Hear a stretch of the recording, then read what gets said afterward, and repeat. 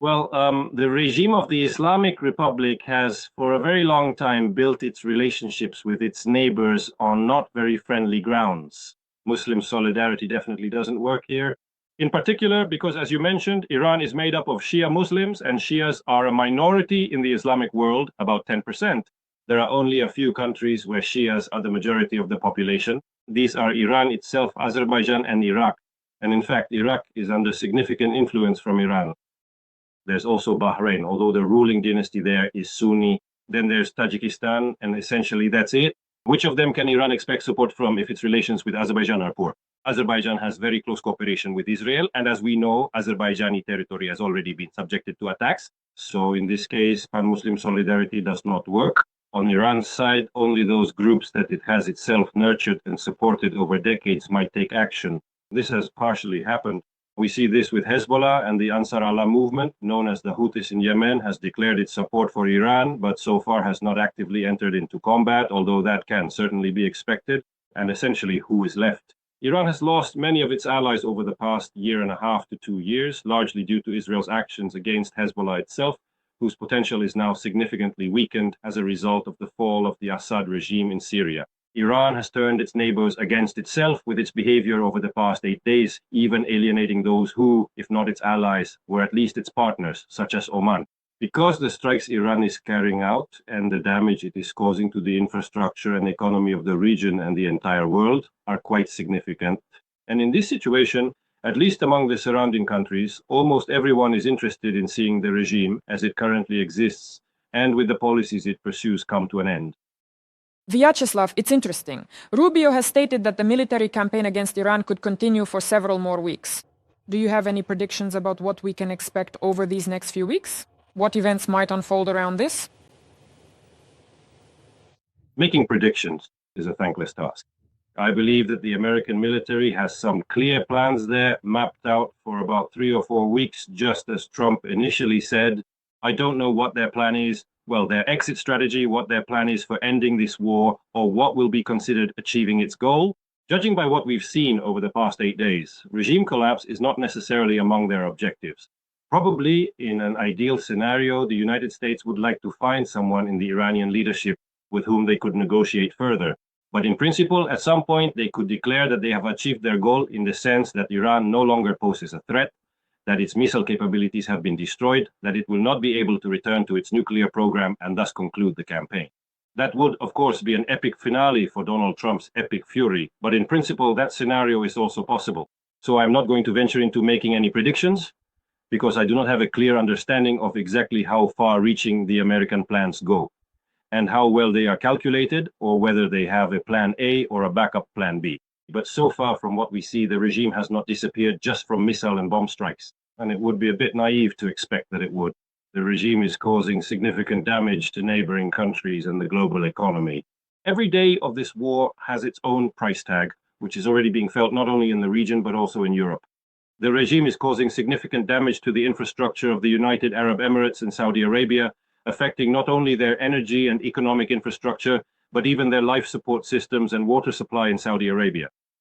To put it in another way and look at it from a different perspective, at some point in the near future, there may come a critical time when the various Arab nations that are currently allied with the United States will begin to exert serious and significant pressure on the United States to bring a definitive and final conclusion to these ongoing hostilities, because their own internal threshold for political survival may be exhausted much more rapidly than it is in Iran, and certainly much sooner than the Americans and Israelis eventually run out of their supplies of bombs and missiles. Let's take a closer look, Vyacheslav, at this story about how Russia is passing intelligence information to Iran for strikes against US forces in the Middle East.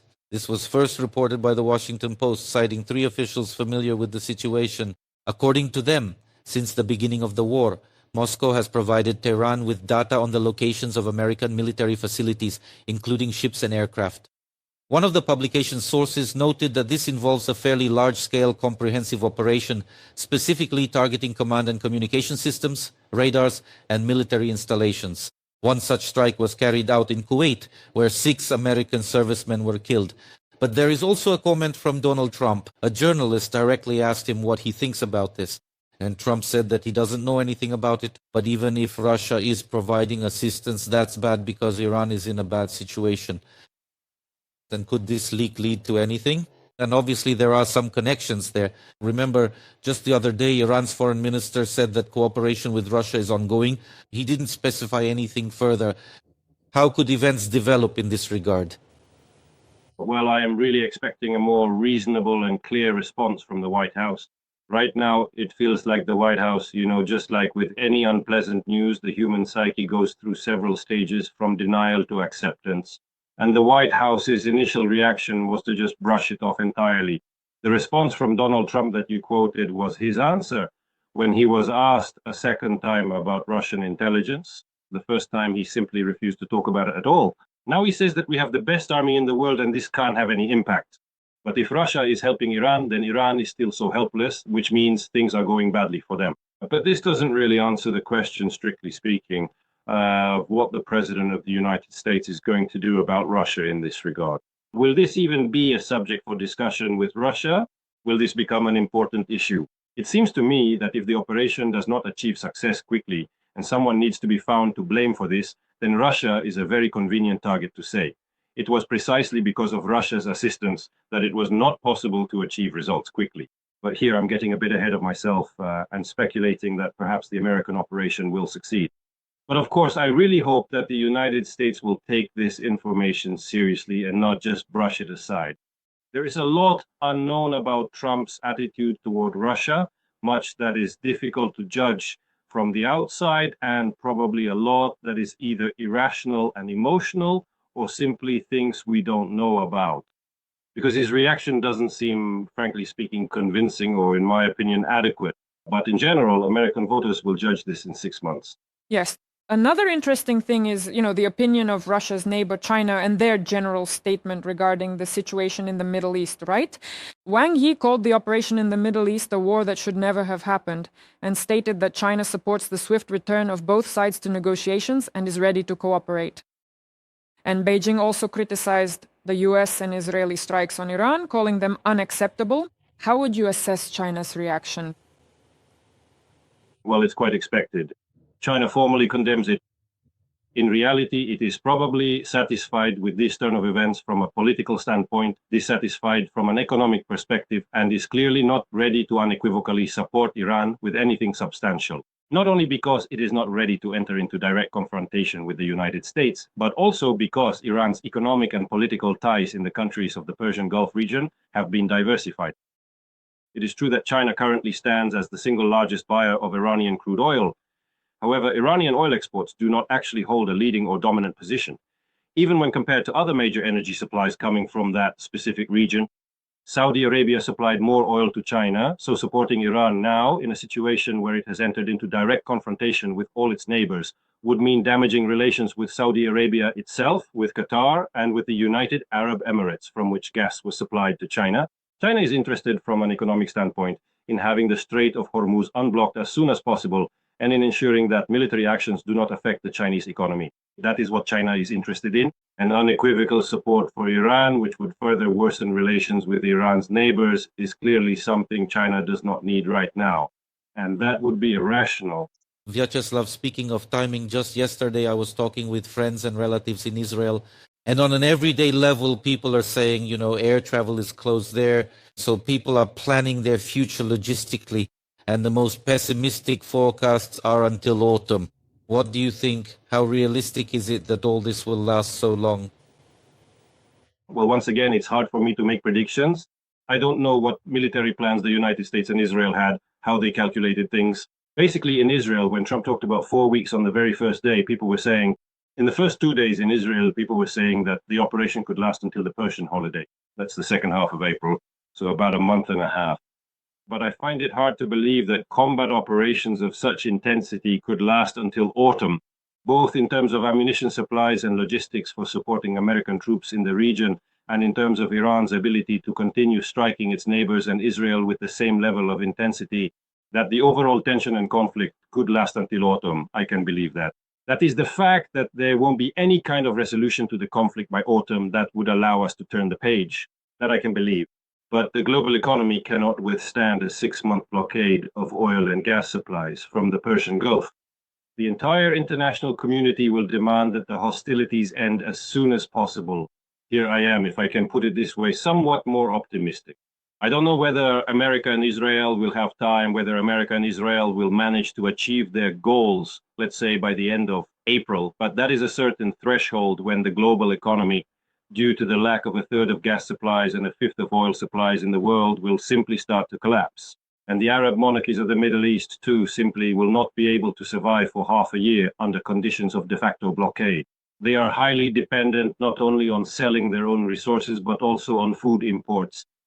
There is also a whole range of other goods that strongly tie the world economy to the region and that pass through the Persian Gulf, including mineral fertilizers, which are produced in many countries of the Persian Gulf. What is important now is that in many countries, the sowing season has already begun. In any case, all of this has a very strong impact on the global economy, and the world economy cannot withstand such a situation for half a year. Therefore, in this sense, I am somewhat optimistic. It is my current expectation that the overall intensity of the ongoing hostilities, as we are seeing them right now, will probably gradually begin to run its natural course, sometime around the very end of the month of April. Vyacheslav, here is something very interesting. Against the backdrop of all these events in the Middle East, Russian propaganda is preparing a certain rhetoric, yes, connected to the idea that peace negotiations on Ukraine failed precisely because the United States has now, so to speak, shifted its focus to the Middle East. And how do you assess this in this context? Does it actually have any real impact on Ukraine right now? Or is this purely Russian propaganda, their narratives that they are preparing, let's say, to spread around the world? How do you see it?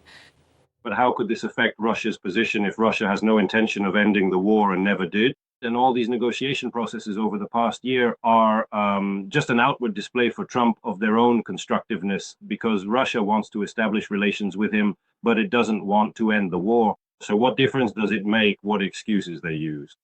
Seriously, no changes either in the Middle East or anywhere else can influence the Kremlin's position, which is set on continuing this war. The fact that these changes can be used with varying degrees of plausibility to explain the Kremlin's position is obvious. But if there were no war with Iran, there would be another excuse that would prevent putting an end to Russian aggression. So I don't think we're talking about any real influence here. I firmly believe that this is nothing more than a calculated propaganda narrative that allows Russia to deflect the responsibility and blame for its refusal to bring an end to its ongoing aggression onto someone else. Thank you, Vyacheslav. We'll keep watching how all of this develops together. Thank you for being